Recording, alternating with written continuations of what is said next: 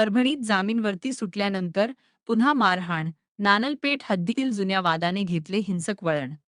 परभणी शहरातील नानलपेठ पोलीस ठाणे हद्दीतील जुना मोंढा परिसरात जुन्या वादातून एका युवकावर पुन्हा मारहाण झाल्याची घटना मंगळवारी दुपारी घडली. यापूर्वीही याच वादातून संबंधित युवकाला मारहाण झाली होती.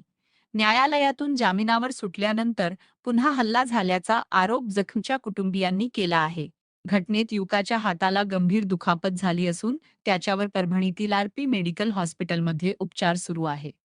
शहरातील नानलपेठ पोलीस ठाण्याच्या हद्दीतील जुना मोंढा परिसरात मंगळवारी दुपारी जुन्या वादातून झालेल्या हाणामारीत मदनी हॉटेलचे मालक खामिसा मोहम्मद सलमान गंभीर जखमी झाला. त्याच्या हाताला गंभीर दुखापत झाल्याने त्याला तातडीने आरपी मेडिकल हॉस्पिटलमध्ये दाखल करण्यात आले. मिळालेल्या माहितीनुसार जखमी सलमान हा एका गुन्ह्यात साक्षीदार असून संबंधित प्रकरणात साक्ष देऊ नये असा दबाव त्याच्यावर यापूर्वी टाकण्यात आला होता. त्यास विरोध केल्यामुळे सुमारे 1.5 महिन्यापूर्वीही त्याच्यावर मारहाण झाली होती. त्या प्रकरणी नानलपेठ पोलीस ठाण्यात परस्पर तक्रारी दाखल झाल्या असून तपास अद्याप सुरू आहे. दरम्यान संबंधित आरोपीला न्यायालयाने काही अटींचा जामीन मंजूर केला होता.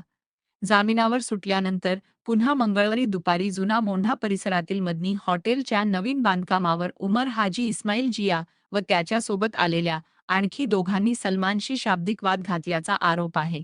हा वाद काही वेळातच हाणामारीत बदलला. या घटनेत सलमानच्या हातात गंभीर दुखापत झाली. घटनेची माहिती मिळताच नानलपेठ पोलिसांनी घटनास्थळी भेट दिली. तसेच आरपी मेडिकल कॉलेजमध्ये जाऊन जखमीची विचारपूस केली. वृत्त लिहीपर्यंत या प्रकरणाची NC नोंद करण्यात आली होती.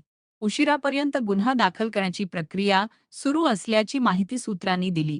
या प्रकरणात न्याय मिळावा अशी मागणी जखमी व त्याच्या कुटुंबियांनी केली आहे.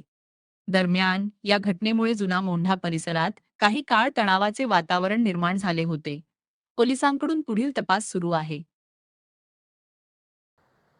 ये मेरे ऊपर जानलेवा दूसरा हमला है। 1.5 महीने के अंदर दूसरी बार मेरे ऊपर जानलेवा हमला किया हाजी उमर नाम के व्यक्ति ने।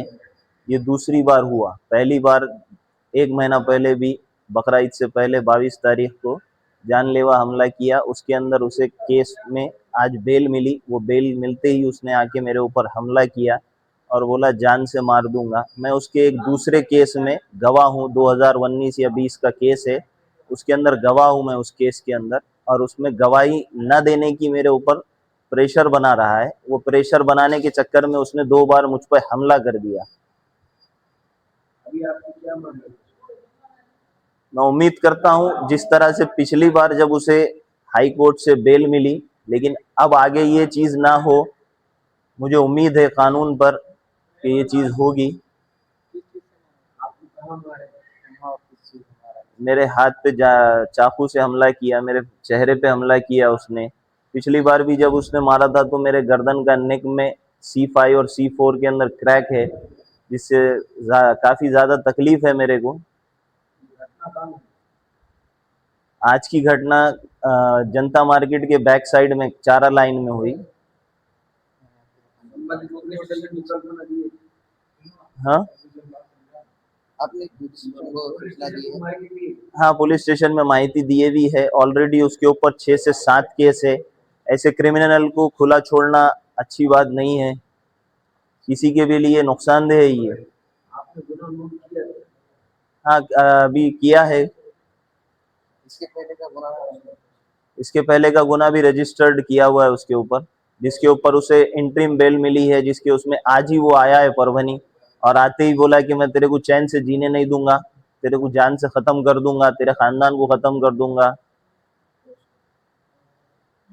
आपने फायर अभी पुलिस स्टेशन से MLC लेके आई हुई है अभी MLC। आई हाँ, आके गए हुए हैं यहाँ पे। कितने बजे हुआ? ये 4:30 बजे के लगभग हुआ ये।